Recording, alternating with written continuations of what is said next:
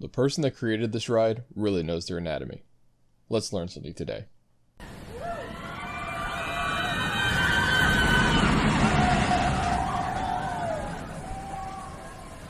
What's up guys, Dr. Coaster here and welcome back to another video on the channel.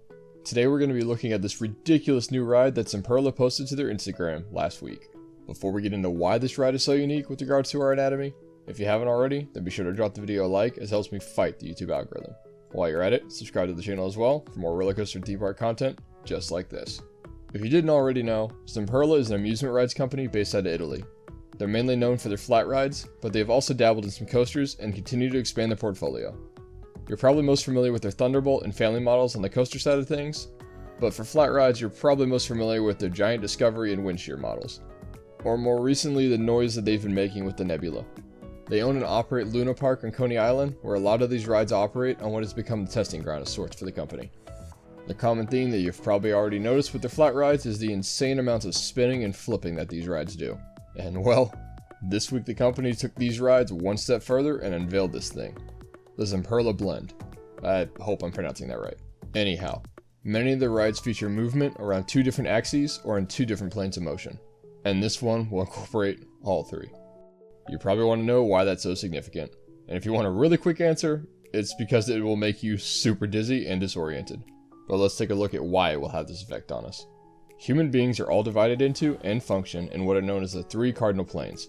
Sagittal, which splits the body into left and right, frontal, which is front and back, and transverse, which divides us into top and bottom. Overlaid together, they look like this. Each of these sections contains 1/2 or 50% of our body weight. Related to these planes are the three axes of rotation, extending from our center of mass, which are once again known as the sagittal, frontal, and transverse axes, or X, Y, and Z, in which our bodies move, but most importantly for the purpose of this video, rotate. These can occur independently or in unison with one another. A great example of this is an Olympic gymnast or diver, or even a skater or snowboarder, as they all perform their designated sports. Now let's take a look at the ride and see how it would incorporate this. As you can see here, this ride spins on not one, not two, but three axes. So that's it, right? Nah, don't you worry. That's just an introduction. Let's dig a little deeper now. Within our inner ear as humans, we all have what is known as our peripheral vestibular system.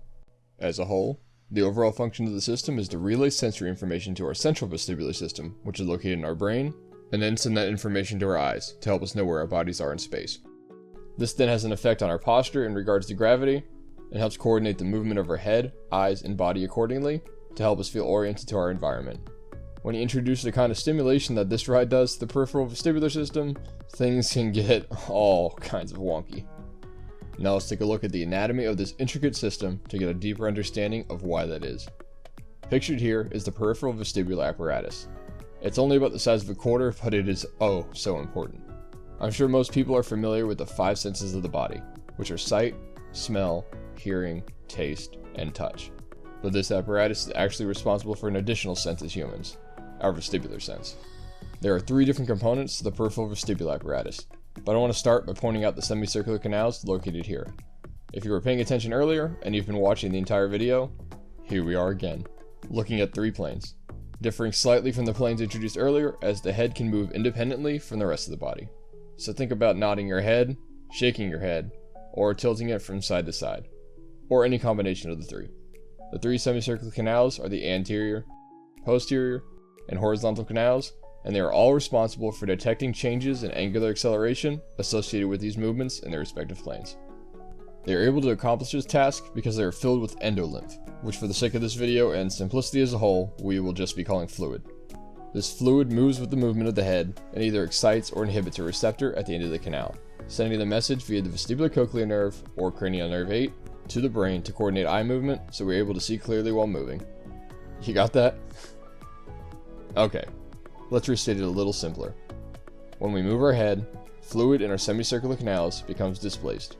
A receptor in the ear picks up that signal and sends it to the brain to let your eyes and the rest of your body know what's up.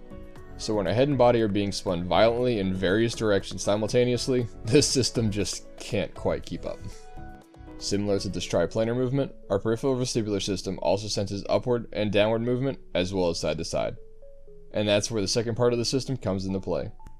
These are the otolith organs, the utricle and the saccule.